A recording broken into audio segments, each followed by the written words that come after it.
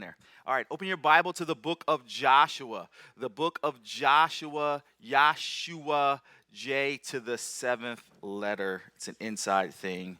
Um, if you have it, please stand with me. I'm going to read verses 1 through 11. We are beginning this book. This is the first sermon. You are here today, so if you want to know what happens, you got to come every week, or you won't know. You can't read it at home. I'm joking. You better read it at home. All right. Joshua chapter 1, verse 1. I am reading from the CSB Bible. If you need a Bible, we have plenty in the back. It says, after the death of Moses, the Lord's servant, the Lord spoke to Joshua, son of Nun, Moses' assistant. Moses, my servant, is dead. Now you and all the people prepare to cross over the Jordan to the land I am giving the Israelites. I have given you every place where the sole of your foot treads. Just as I promised Moses, your territory will be from the wilderness of Lebanon to the great river the Euphrates River, all of the land of the Hittites and west of the Mediterranean Sea. No one will be able to stand against you as long as you live. I will be with you, just as I was with Moses. I will not leave you or abandon you. Be strong and courageous, for you will distribute the land I swore to their fathers to give them as an inheritance. Also, above all, be strong and very courageous to observe carefully the whole instruction my servant Moses commanded you. Do not turn from it to the right or the left, so that you will have success wherever you go. This book of instruction must not depart from your mouth. You are to meditate on it day and night, so that you may be careful to observe everything written in it. For then you will prosper and succeed in whatever you do. Haven't I commanded you, be strong and courageous? Do not be afraid or discouraged, for the Lord your God is with you wherever you go. Lord, I pray that in these next few moments, as we walk through this first 11 verses of the book of Joshua, that you help us see what you were saying to the original audience. Help us see the landscape and see what they were facing, what you were calling them into. And help us, if there are principles and practical applications for us today, for us to see in our own lives. No, we are not Joshua, and we are not the Israelites. For we live in a valley that looks a lot different, in a time that is way different, facing things that are a little different than what they were facing. But the God who called Joshua and led the Israelites and promised things to them and fulfilled those promises is the same God today that we serve. So help us see what we may be missing, what we need to see. In Jesus' name, amen. Amen. You may be seated. Anybody in this room play baseball? I know David played baseball. He talked about it. Anyone else? I see one. I see two. All right, so baseball is just not the American sport anymore. All right, what the heck did the rest of you guys play? Football, tennis, basketball. So I heard of volleyball somewhere. Little League. Little League what? Baseball? Okay, all right. All right. Raise your hand if you played no sports. So everyone played something. All right, or you just don't want to raise your hands. It's just I'm starting to deduce that you're just a bunch of liars, I guess, at this point. All right, and so might have been traumatic. But, well, all right. Is this a safe place? It is? You just lied a few minutes ago. Are you lying now? I just want to make sure before I open myself up to a room full of people who don't often tell the truth. And if you don't get me, then YouTube will get me. Somewhere, someone will. Well, I played a lot of sports growing up, but back in those days, most of those sports was just like unorganized with your friends. For some reason, we all knew where to be and what time to be there. And if you were looking for where everyone was, you would just look around and try to find where all the bikes were piled up. No one's bike was on a kickstand. It was just a bunch of bikes, and you go, they're in this area, and then you would go find where we were. And we played a lot of crazy games. The craziest game we played, and don't fully judge me, was tackle football on bikes. I don't know whose idea it was. It wasn't mine. I don't know whose idea it was. Someone in my neighborhood thought of it, and you can't go, I don't want to play that, or like you just, for some reason, you know how Granny would say, if your friends jump off a bridge, would you jump off a bridge also? If your friends are going to play tackle football on bikes, would you play also? You couldn't go, oh, I'm going home. Like, it just wasn't acceptable. And so I got bullied into playing tackle football on bikes. But one thing that I got bullied into that I didn't want to do was baseball, because baseball was hard. I shared before that I quit football because I didn't like the coach telling me what to do and making me run laps. I'm like, I don't like this. And so I quit football because I want to go back and just do sports the way we did in my neighborhood.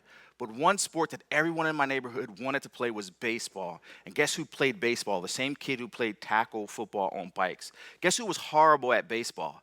I was trash at baseball. Looking back, I don't even know why I kept going, why I didn't even quit. I quit football, so I knew I could quit, but for some reason, I kept playing baseball. And in my neighborhood, just to give you a glimpse, like, everyone was pretty great. They were above average. Like, Milton Bowen, who lived in my neighborhood, he got accepted to play for the Bengals. Rudy was my best friend growing up. This dude had broke all the records in high school for wrestling. He broke records in basketball. Like, this is the caliber of people I had to play with growing up. Me, I was below average. I wasn't too tall. I wasn't too short. I wasn't too fast. I wasn't too slow. I wasn't the last guy, but I was pretty close. And even my cousin Fatima, we would box, and she beat me a few times. It was tough growing up in my neighborhood. And so I find myself out in the middle of this freaking game called baseball, wearing all the gear. I played for the San Diego Padres. I remember it like it was yesterday.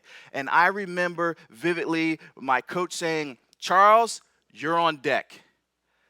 To which my heart always dropped, because I knew what that meant.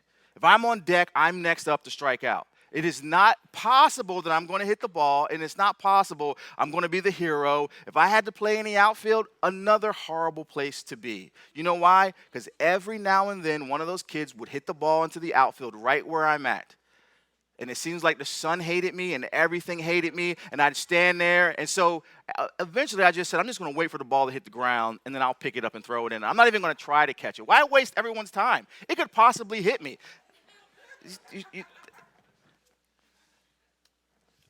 This is therapy, so as you're laughing at me, you just reminded me of how everyone else laughed when we were playing. But being on deck, being the next up, knowing everyone's watching me, knowing I got to do something out here, and one time I got on base, and twice. Once I almost got on base. One time I did get on base. I almost got on base when I hit the ball. Oh, it was luck. My eyes were closed. I don't even know how I hit the ball. It was great. I felt it. It was a little low on the bat, so it did kind of hurt my hands a little bit, but it was a line drive. And it just, to which everything inside of me stood up and said, you're amazing. You are awesome. And then one of my real good friends, he lived 2 houses down, the first kid I ever got into a fight with, Demetrius Jones, he caught the ball. But it still felt good, even though I didn't make it to the base. It wasn't a strikeout. And the other time I got on base, for real, was when I got hit with the ball. And yes, I was limping, and I was hurting, and I was wincing, but I was on first base. It was amazing. It was a great day. Didn't make it home because someone got out. And I was like, you suck. Why'd you get out? Now I became the guy who's talking trash. But I can feel Joshua's suspense being next on deck. Can you imagine watching and being involved with God leading the Israelites out of Egypt? It was dramatic. Like he didn't just lead them out. Like it wasn't like there was this parade. Like it was a battle. Like Pharaoh didn't want to let the people go. He rolled up and said, you know what? I changed my mind. And they're out there at the sea, and let's just go clobber them. Let's go get them. Clobbering is an old word from Fantastic Four, the rock guy. Don't worry, context is king. And he's like, you know what? Let's just roll up on them and let's get them. And God has them there. The people are getting frustrated. Moses is like, yo, Lord, what are we going to do? And he's like, take out your staff. And he opened up the sea, and the Bible says that they walked on dry ground. Like, why did God make this super crazy, dramatic exit? I don't know. But that book is called Exodus. And they walked across, and then when they got to the other side, the water came back crushing, killing all their enemies that day. And the Lord says to them, you will never see them again. And then they march through the wilderness, and God feeds them and delivers them and gives them water and protects them. And this amazing prophet who has stood before the people, who has led the people, who is the one that God used to set those captives free, has now died. In fact, if you still have that chapter, a few verses back, it gives the story of how Moses died. In verse 9, it says, Joshua the son of Nun was filled with the spirit of wisdom because Moses had laid hands on him. So the Israelites obeyed him and did as the Lord had commanded Moses. That's a tough job. To be the next in line after an amazing, great leader. And maybe you felt that before. Maybe you've taken an assignment behind someone who did a great job. Maybe you were next in command. Maybe you were the one to follow. Maybe you married the guy whose mom made amazing macaroni and cheese, and now you're up to bat with your macaroni and cheese, and he says to you, it's not my mama's macaroni and cheese, to which you say back to him, go to your mama's house. And that's personal. I'm sorry. That's just my marriage story.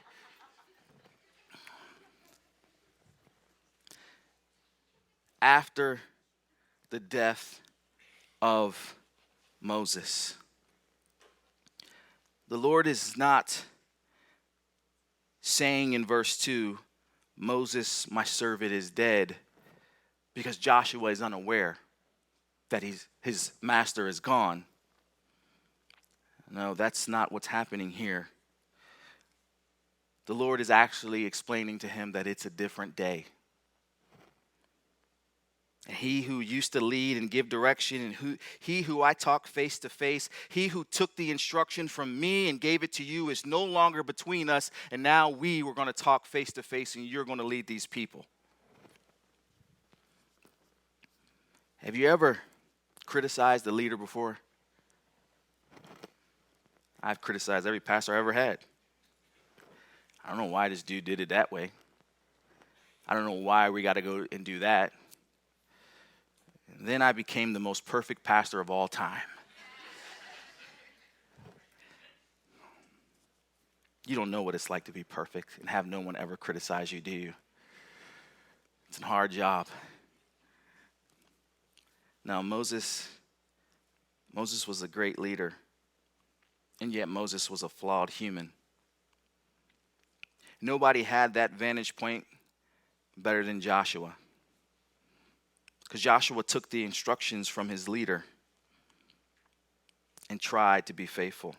And he did a great job. If you read through, every time we see Joshua in the first 5 books, he is serving Moses. He's bringing back a good report. He is holding up his hands. He is doing all the things that was asked of him. And it is an easy or different position when you're the guy just supporting the girl or the guy, but it's a little different when you're the person. And God gives you instructions that he doesn't give everyone else. And you try to over-explain yourself, but God didn't ask you to over-explain yourself. He just said, be the mom that you're supposed to be. I know she wants all the answers, but right now she can't even calculate all the answers. You just be faithful and be the parent that you're supposed to be. Or be the sibling, or be the child, or be the person in that position that I asked you to be. It's tough. And here's the other thing.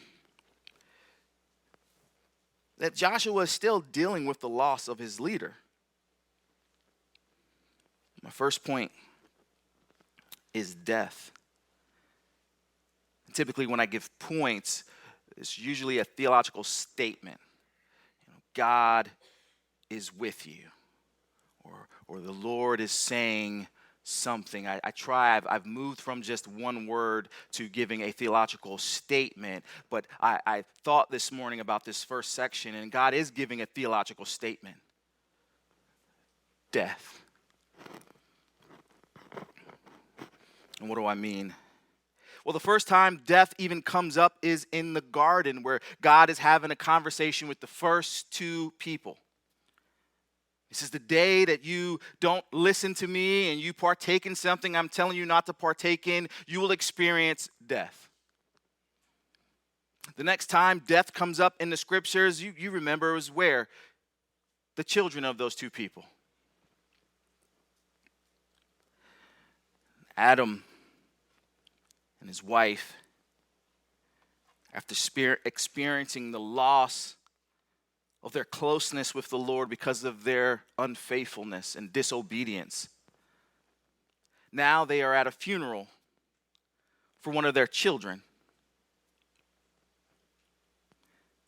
They're now dealing with death again. And the reason why I think it's important to just sit here for a second is because no matter who you are, or what you have, or where you go, or how often you try to bully me into growing the CrossFit, the reality is, one day, we will all have to cross this pathway. We will all have to sit at a funeral. We will all have to deal with the reality of something that we don't want to always face. In the last month, I had to go and do 2 funerals. One was for one of my great friends, his 17-year-old son, who loved the Lord, was a great kid, was on his way to the mall with his friends, and he got into a car accident. And the other one was a 40-year-old man that I knew who suddenly passed away at home. It is part of all of our stories. And for Joshua, it was the starting point of him now being in charge of the nation of Israel.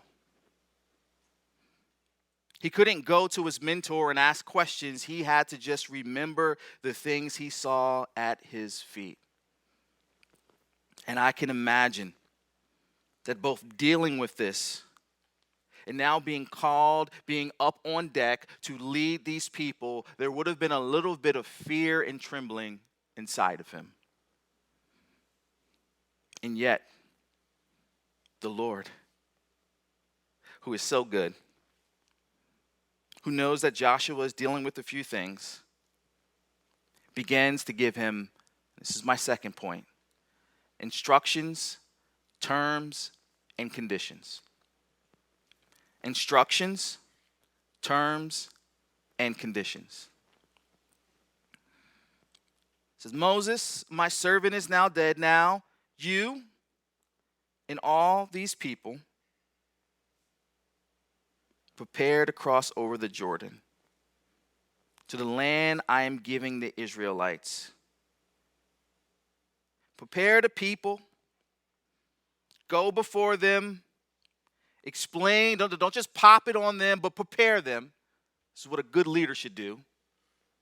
You know, it would be pretty crazy for your parents to wake you up in the middle of the night and say, we're moving to Alaska, versus giving you some time to prepare. We took a class on growing kids God's way, and one of the things they told us in doing that is just don't spring up on your kids, it's bedtime. Because usually there's a revolt. He said, but what you should do is maybe 15 minutes early, just say, it's getting closer to bedtime, Timmy.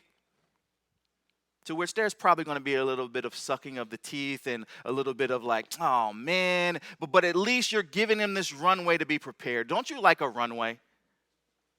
Let me make it a little clearer. When someone calls me One time, Dylan called me and said, PC, we need to meet. And for the next 3 days, I was like, what do we need to meet about? What is it? What could it be? So now I've learned, if you call me and you say, PC, we need to meet or we need to talk, I'm going to say about what? I need a little bit of runway, because it could be anything from I don't like you, I hated the way you parse the Greek, I don't like this, I'm leaving the church, or you're awesome. I don't want to be in the wilderness for 3 days because you want to tell me I'm awesome or you don't like me anymore. He prepares the people. It's a good leader to cross over the Jordan. Isn't it interesting that God has given him such clear, precise instructions? Don't you like it when you get clear, precise instructions? Not even just from the Lord, but just from the closest people with you. Isn't it whack when your supervisor says, just get it done? And then you go and you get it done and they go, you didn't do it the way I wanted you to do it. Well, if you wanted me to do it a certain way, give me clear, precise instructions. Just tell me who to marry, where to live, what job to take, and I'll get it done. Is there anyone that annoying in here that needs all of it given to you on paper? Very rarely does the Lord give it to you that clearly. But sometimes he does. For Joshua in this moment, it's pretty clear. You're about to cross over the Jordan. Bet. He doesn't have to wonder, are we going this way? Are we going that way? Should we go back this way? Which way should we go? You're going across the Jordan. Bet. I've seen this move before with the Red Sea. It's probably going to be something like that, right? Your territory, listen to this. These instructions will be from, he's given them the boundaries of what's going to be theirs. From the wilderness of the Lebanon to the great river, the Euphrates River, all the land of the Hittites. So he knows we rolling up on the Hittites. I don't like them anyway. We going over here to the Euphrates. That's going to be the edge. Oh, those trees over there are fly. We're going to go over here. And God's giving them full clarity. You're going across the Jordan. You're going this way. You're going to deal with these people over here. So you know, don't take those shields because they don't work in battle with those people. Take these other ones because they're crafty. And make sure that you're prepared over here, because right here next to the river, those mosquitoes, they like to pop off over there. So they know exactly where God is sending them. And then God begins to give him the terms and the conditions. And no one's going to be able to stand against you as long as you live. I will be with you. I will not leave you. I will not abandon you. That's great. That's awesome. And here comes the terms or conditions. However, be strong and courageous. And because you got some work to do. And I'm a promise-keeping God. And so the promises that I gave to your forefathers, you're about to see it. You guys are about to walk into it. But please, verse 7, above all, be strong and courageous to observe carefully the whole instruction my servant Moses commanded you. Joshua, Israel, don't turn to the right or the left, because I want to make sure you have success. Verse 8, this book of instruction must not depart from your mouth. You are to meditate on it day and night, so that you may be careful to observe everything I have written in it. The Lord is saying, be strong, stay with the word, because you have work to do. Because if you turn, if you abandon the book, it's not going to roll out the way I want it to roll out in your life. I don't know about you. Whenever someone tells me about a cool app on my phone, I'm not even going to say what kind of phone it is. I go and I look for the app, and then it gives me this long legal information, the terms and conditions to operate this application. To which I take my glasses out and sit down and I read line for line everything inside of those terms and conditions to make sure that there is nothing in there that I don't agree with. I have never done that a day of my life. And I've gotten a few mortgages. I've done a few different things. And I've just asked someone, can you please interpret for me what is being said here? But when it comes to my applications, I don't. And you know what could be inside of that application? Hey, sir, kind sir, at 3 in the morning, we reserve the right to turn on this application and to listen to you and your wife talk about things. We reserve the right to turn on the camera so that we can watch you as you take selfies. We reserve the right to download all of your information and sell it on the black market. They could be saying all of those things, and if you don't read the terms and conditions, you could be agree. Because I click quickly, agree. I agree. I don't want to read all this stuff. And here's what the Lord is saying to Joshua. I have these plans for you. I have plans for my people. And here's the terms and conditions. You got to stay in the book. You be strong and be confident because I'm promising my presence. Meditate on this word that is in front of you. Now for Joshua, he didn't have the whole text that we have. He just has the words of Moses, the first 5 books of the Bible. You got 66. Josh, can I call you Jay? He's unlike our Joshua. He likes nicknames. Stay in the word. Brother, sister, I know you're mapping out your life. And I know you're wondering what the next step is and what the next thing is, and you don't have the clarity. And I hope you're not following after just kind of what we've been trained as Westerners to follow our impulses and what's comfortable and what we desire, because God doesn't always call us into what's comfortable or what we desire. It would have been very cool if God would have said, I'm going to build a bridge across the Jordan, and I'll take care of all these armies, and I'm just going to set you guys up right here in the middle of the land. Wouldn't that be nice? Yes, I like that. But God didn't call the set up person. He called the servant of Moses, whose job was to go and lead the armies. You got to put in the work. You got to put in the work. There is no way getting around putting in the work. I've tried. I tried to quit several times, every single degree that's been in front of me. And my wife has always talked me back into doing it. And you know what I found out every time I had to get back to doing it? I had to put in the work. I don't like putting in the work. This is why I quit all the sports I was playing.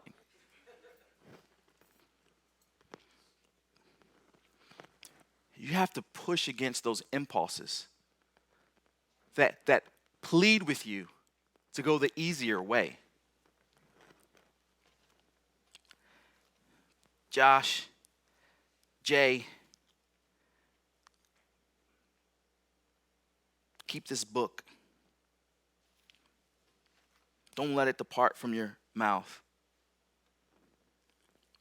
Meditate on it day and night because you're going to need it. You're going to need to remember that my promises are true when everything around you is saying something different.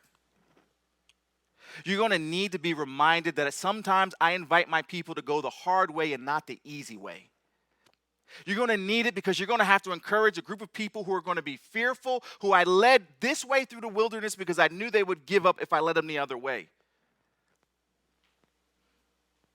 And this book will remind you that the leader before you, Joshua, wasn't perfect. And neither are you.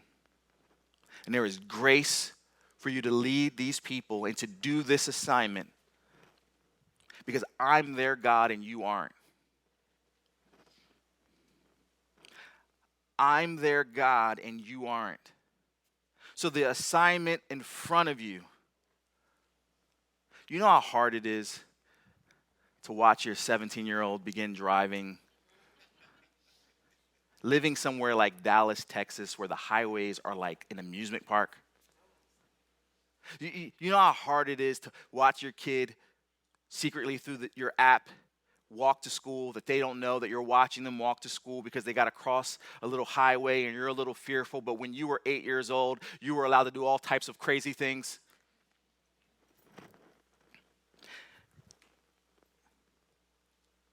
This book of instruction, don't let it leave your mouth. Meditate on it, because you're going to be invited into some soft and some easy. And yes, you serve a Lord that will give you wings to mount up with as eagles, to fly over storms and avoid all types of things. But he doesn't always give us wings to avoid our circumstances. He often gives us an anchor to endure the midst of the storm. And if you're practicing flying over and escaping everything that gets hard, when he's inviting you to anchor down and to be there, you will have no experience knowing that he is able. And who knows, some of your anchoring moments are the future reminders for someone else's testimony that if God did it for you, he can do it for me. I don't always like being the experiment. Lord, I just want to tell them how to just get by and go away. And the Lord's like, yes, sometimes that's what you get to tell them. For instance, I don't brag a lot about being the greatest parent in the world, even though we are. But here's one of our secrets. Our boys' temperaments just wasn't that crazy. It's not because we read scriptures to them and we prayed over them and we anointed them. We did all the things. They listened to Mozart in my wife's belly. We did all those things. And I realized one day that is just because you have two kids with temperaments that are chill. Because I've watched other kids come and their parents do the exact same thing. And them kids is, wow! And they do better than what we did. And I've realized it isn't because the parents are just whack. It's because the kids are just different than mine. So how dare I write the book saying, this is how you parent young boys. It's like I got two sweet. I mean, they got their stuff. They're not baby Jesuses. They're more like them. But I also know God is just good and kind. So if you got one of those that you're like, man, what is wrong with this girl? It could be something that you're doing. I'm not giving you an escape route. Like, you could be mad wild and like, if you would focus and sit down and eat dinner with them and talk to them, or you could be doing those things and they could just be wild. Pray. God's instructions to Joshua was crystal clear. He was told where to go, how far to go. He even got to have a Red Sea experience part 2. Man, that's cold-blooded. It's a little different for him because their experiences, we'll see when we get further into the book, was different than Moses's. They had to step first before God opened it. For Moses, it opened first. Can you imagine what that would do to your leadership? You saw how it happened for Moses, right? Boom. And then for you, you got to take that step first. Oh, Lord, why not just open it first? Joshua, this is why I told you to be strong and courageous, because some of these things that's going to happen is not going to be the exact same way. Joshua's not the first person that God has invited into something challenging. His predecessor, Moses, was invited to something challenging, and he tried every which way to not do it. Ultimately, the Lord said to him, what is that thing in your hand? What do you already have? All right, my last point, Jeff. He gives him, in these last few verses, what to do and where to turn. What to do and where to turn. Verse 6, be strong and courageous, For you distribute the land I swore to your forefathers and to give them as an inheritance. Above all, be strong and courageous to observe carefully the whole instruction my servant Moses commanded you. My goodness, the whole instruction. The whole instruction. Joshua, you need to know the context. You need to know why it happened. You need to know where it happened. And you need to know what was going on in that situation. The entire instruction my servant Moses commanded you. Don't turn from it to the right or the left. Don't deviate. Don't try to remix it. Don't try to do it your way. Don't try to put your spin on it so that you will have success wherever you go. So let me get this straight. God is doing a new thing, but he's using old techniques. He's using an old word. Yes. This book of instruction must not depart from your mouth. You are to meditate on it day and night so that you may carefully observe everything written in it. For then you will prosper and succeed in whatever you do. Verse 9. Haven't I commanded you? Be strong and courageous. Do not be afraid or discouraged. Why is he telling him to not be afraid or discouraged? Because I'm pretty sure Joshua was both afraid and discouraged. Afraid and discouraged. Be strong, Joshua. When we moved here, my wife and I sensed God was calling us to Roanoke, Virginia. That's all we knew, to plant a church in Roanoke, Virginia. Now, there were some things that we had that we thought God wanted. We knew pretty early that we were to plant a diverse church. We knew pretty early what type of church we came from that we felt the need to plant, but we didn't know where, we didn't know how, and we didn't know when. So a lot of questions I would have liked answered along the way. It would have been very cool if the Lord would have said, all right, Charles, this is what you're going to do. Don't deviate from this to the left or to the right. You're going to go to Roanoke. You're going to live downtown for 2 years. You're going to start your church at the Dumas Center. Don't worry. I'll take care of that. Then I'm going to, allow the world to be disrupted with something called, don't worry about it. It's going to be in 2020. It's a few years from now. You don't have to worry about it. We're going to bless you guys with a facility to renovate, but in the middle of that, there's going to be a worldwide global crisis. But don't worry. There's a church across town that you don't even know yet. They're going to bless you to use their facility downtown for like a year at no cost and no expense. So while you're wondering how you're going to survive, I've already taken care of that. And then from there, there's another property across town. There's a group of people who are praying about their future. They're going to take care of you. They're going to bless you with that facility so that you guys can grow while you're still figuring out the other property, okay? So boom, boom, pow, bang, boom. It's going to be great and awesome. To which I would have said, no thank you, no thank you, no thank you. I will stay in Dallas. I have a a health insurance policy. My kids go to great schools. Everything is awesome. The Lord wasn't really interested. This is what it means when he says, I know the plans that I have for you. To which I would say, hey, what are those plans? You want to maybe text me a few? Maybe send a prophet to come my way to explain how you'll take care of everything. To me, it sounds like the Lord is saying this. He's got a pocket protector type thing with a card in it. And one of those cards, it has Charles, this is my card. To which he looks at it and he goes, I know the plans. Oh, I got plans for you. All right.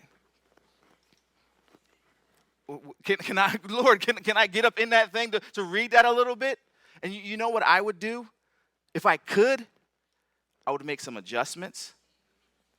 Like, no, Lord, that's not good enough. Or I'd run.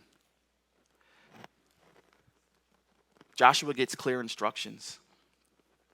But for you and for me, when we don't have clear instructions, This is what I'm closing. It's 11:38. I'm going to close with this. It's going to be worth your admission this morning. I promise.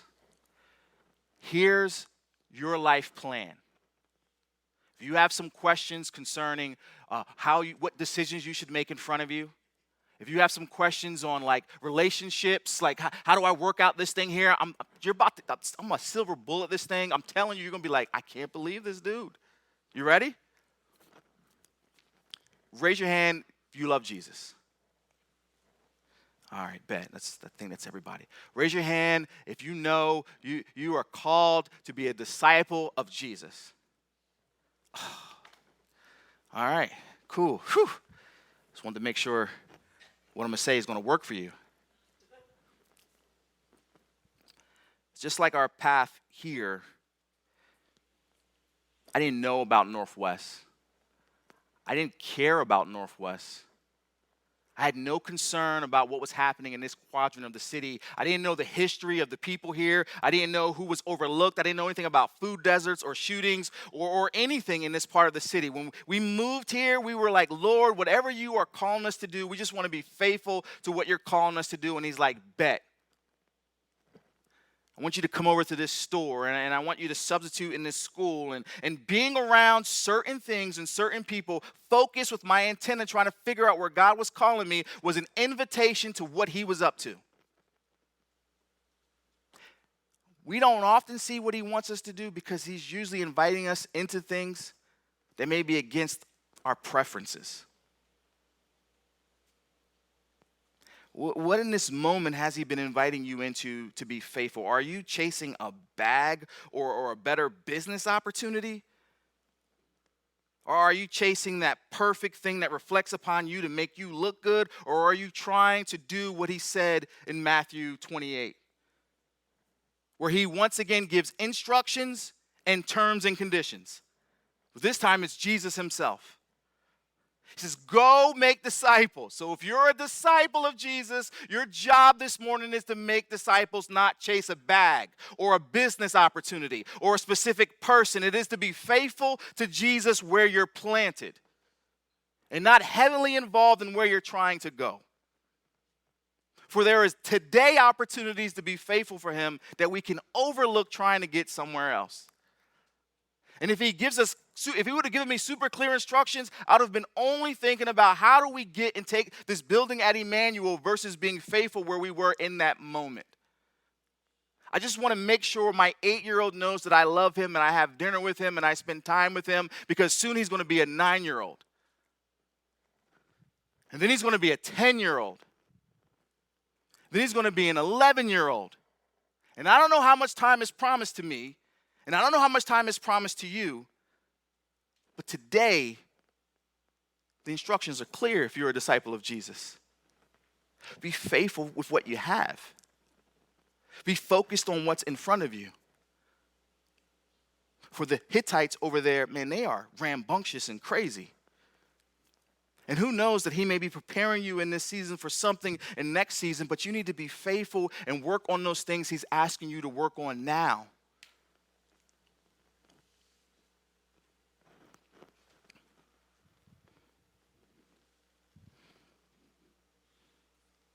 This book, Joshua, keep it close. Man, keep it on flip.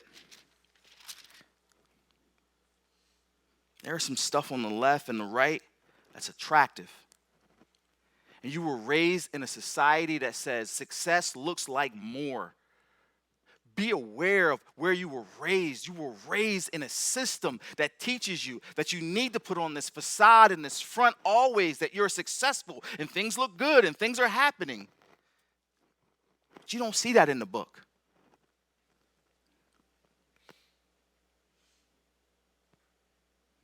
Observe everything that's written in it. I know you're afraid. And I know you want to know what's next. I know it's got you anxious. But this is why he says, I will be with you everywhere you go. Because everywhere you go, you will need him. And then Jesus comes back. He says, go, make disciples of all nations, baptizing them in the name of the Father, Son, and the Holy Spirit, teaching them to observe everything I commanded you. And remember, I am with you to the end of the age. I'm with you in your right now uncertainty. I'm with you on this side of the Jordan, and I will be with you on the other side of the Jordan. Though God's people aren't always faithful, when you keep this book on flip, you are reminded over and over and over that when people are unfaithful, he is always faithful. Let's pray.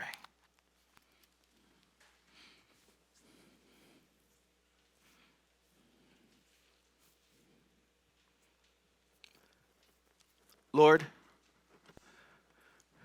if there is someone watching this or here today that is in sin, overwhelmed by their sin choices,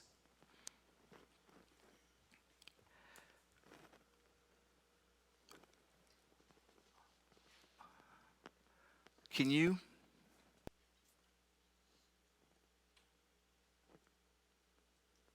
this morning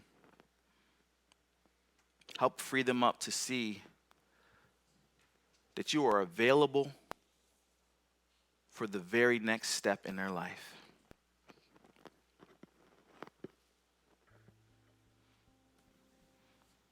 Many of us remember being engulfed by sin and our sin choices. And it was a slow process. Holding the hand of Jesus, and he ushered us moment by moment with some setbacks and falling short. But now we can tell stories of how he delivered us through someone in this room today. And you feel like your sin is so big that you can't make the next choice to trust him. I want you to know that there is grace available for you today. Just make the next right choice.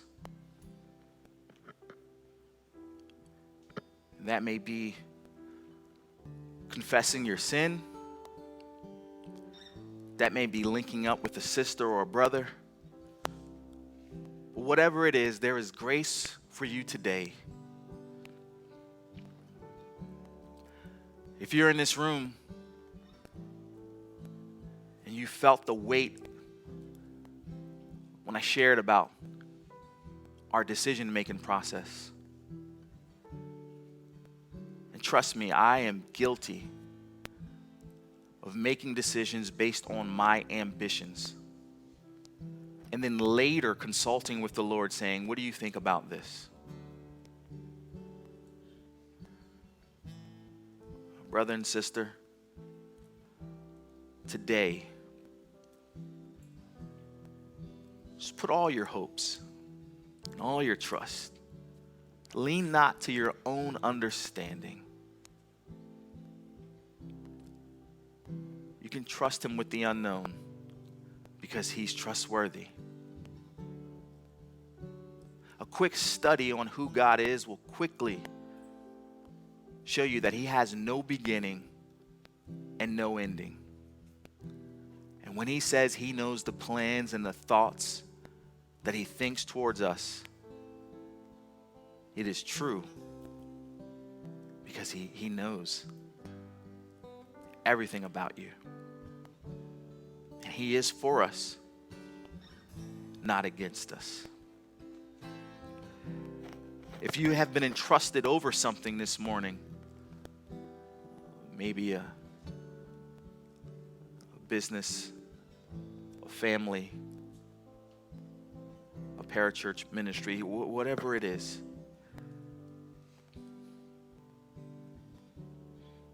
I pray that you also know that the God of the Bible, He can hear your heartbeat. He knows even when the outside world doesn't know how your heartbeat is upticking and you're having anxiety over a decision or what's in front of you. He knows.